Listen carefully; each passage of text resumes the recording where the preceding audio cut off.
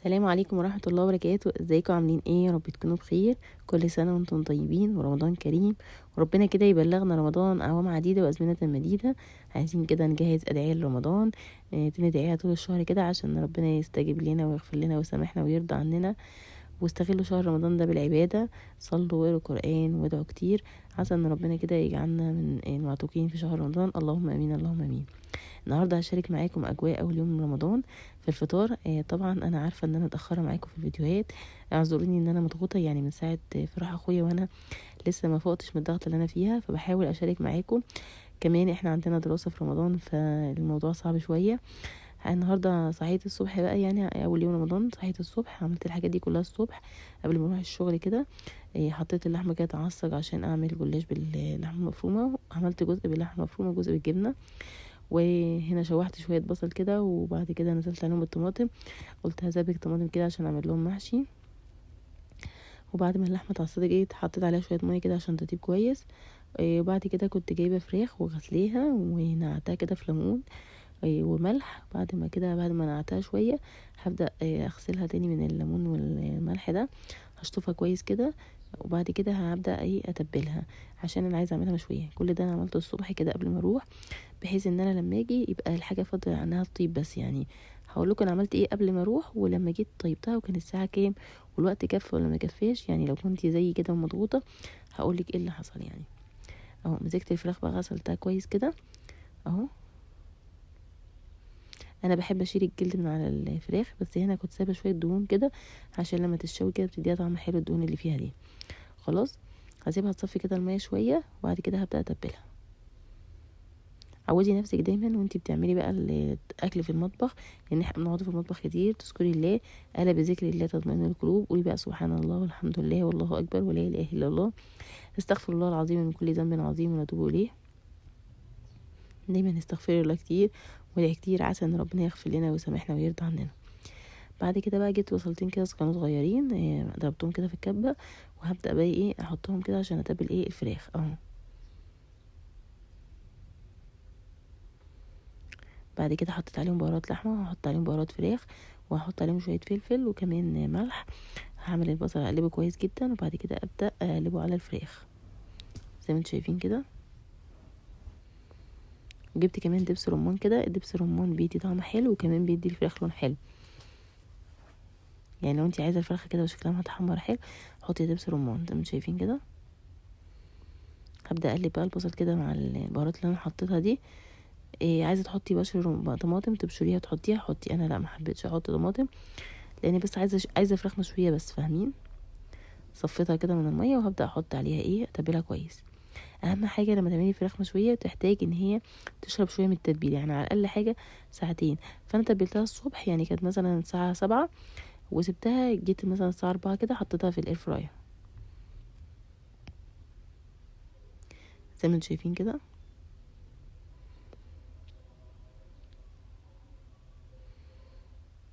معلش بقى صوت في الشارع بقى.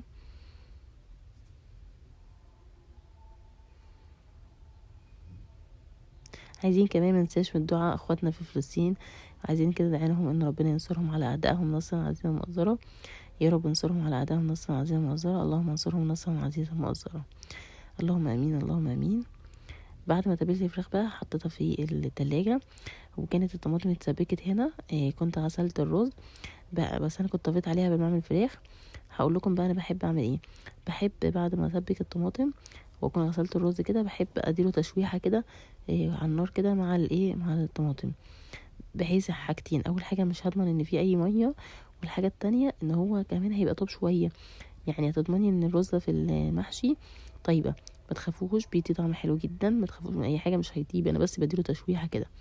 يعني يعتبر لو في ميه كده في الرز او في الطماطم بيشربها الرز زي ما انتم شايفين كده. بصوا مفيش اي نوع من الميه زي ما انتم شايفين كده، هو مش طيب، هو بس يا دوبك شرب ايه الميه، تشوحته كده بس اهو. كنت مقطعه الخضره وده تقلبه. بالنسبه للكرنب بقى انا كنت مفرزاه، يعني ده بصوا متلج ازاي. وطبعا نفعني جدا التفريز، يعني يا دوبك ان هو على اللف لما تفرزيه بتكوني لفاه رول كده عشان يبقى سهل في اللف كده وما يتقطعش. مش عارفين اليوم كمان لقيت الميه قطعه فحتى ما عرفتش. بصوا كان متجمد خالص، يعني انا بقولكوا كده هو من تفريزه بس يعني. لما تفرزيه اهم حاجه طبعا انا كنت مفرزه معاكم قبل كده، اعملوا له الرول عشان ما يتقطعش وما يبقى سهل في فكه يعني. اهو هبدا بقى احشي الحله كلها واوريها لكم بعد ما تخلص.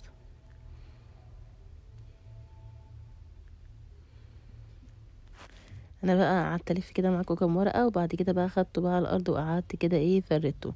احنا بنبدا طبعا بالورق الاخضر، بنبدا فيه في الراس، وبعد كده نبدا بالورق الفاتح.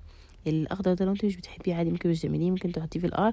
انا حطيت حبه في القعر كده، وبعد كده قعدت الف بقى، قعدت لفيته بقى على الارض وخلصته.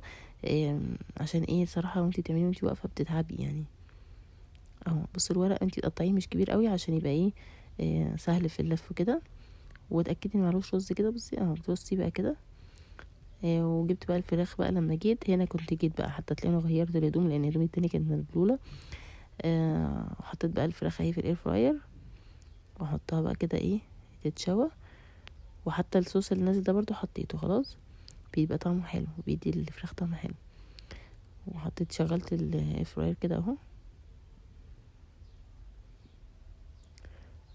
انا عملتها كده على 40 دقيقة، وشغلتها على 180 خلاص. وبعد كده بصوا لقيتها بدأت تحمر كده من الوش، رحت قلبيها اهو. بتديها طعم الفراخ المشوية بجد يعني. اهم حاجة تكوني متبليها قبليها. قلبتها كده بقى.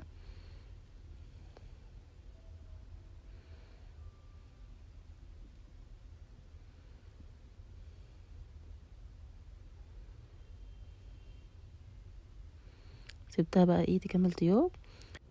لازم تقلبيها كده عشان تطيب من فوق وتحت. ما خدتش وقت خالص في الطياب، وهي دوبك على المغرب كده كل حاجه الحمد لله طيبه يعني. انا حطيتها اول ما جيت، وقلت بقى لما تطيب هقفل عليها وابقى اسخنها على الفطار يعني. ورحت عملت السمبوسك اهي. كنت عامله لها خلطه عشان اقفلها بيها. كنت حاشيه بقى جبنه ولحمه مفرومه، وقلت بقى احمرها. وكنت هنا محشي اهو بعد ما خلصته. بس عايزين نصيحة بقى ليكم، ما تكملوش كمية كبيرة كده زيي، لان فعلا زاد عندي. احنا في رمضان ما بيتاكلش قوي المحشي يعني، قللوا بقى عشان الاولاد كمان بيحبوا كل يوم نعمل اكله. وبدات كده احمر بقى السمبوسه اهي. كان نفسي السنه دي والله اعمل العجينه، بس فعلا من الضغط اللي انا فيها ما عرفتش اعمل العجينه وجبت جاهزه. فاحاول ان شاء الله ربنا المعين، احاول كده اعملها يعني ان شاء الله يعني باذن الله.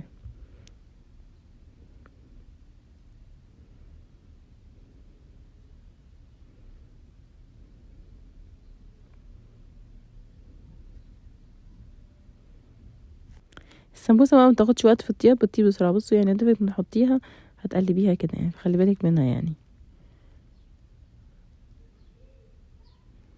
ده انتوا شايفين كده.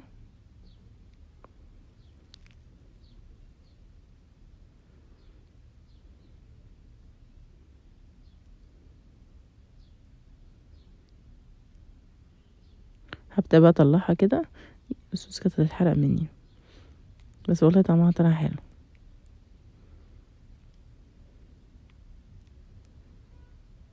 بصوا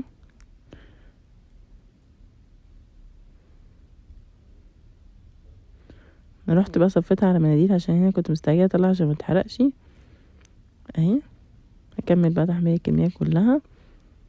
مسافه ما تحطيها مسافه ما بقى بتحمر.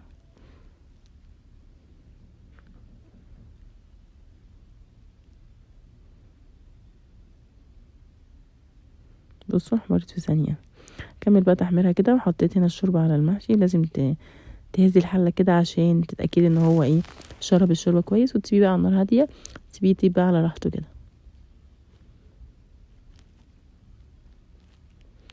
عايزه اقول لكم ان الحمد لله خلصت الاكل يعني قبل المغرب. كنت مجهزه كل حاجه عشان انا بدات يومي بدري، وكنت منظمه الحاجه يعني. هنا بقى شكل الاكل بعد ما عملته. هنا الفراخ هي بقى طلعت، والسمبوسه، وعملت كمان الملوخيه. بصوا دي حاله المحشي اهي. هبدا بقى اغرفها كده معاكم. نوريكم بقى شكل الاكل. يحاول لكم بقى حطوا لايك واشتركوا في القناه وفعلوا الجرس كده عشان يوصلكم كل جديد. وهنا بقى طبق السلطه بتاعنا.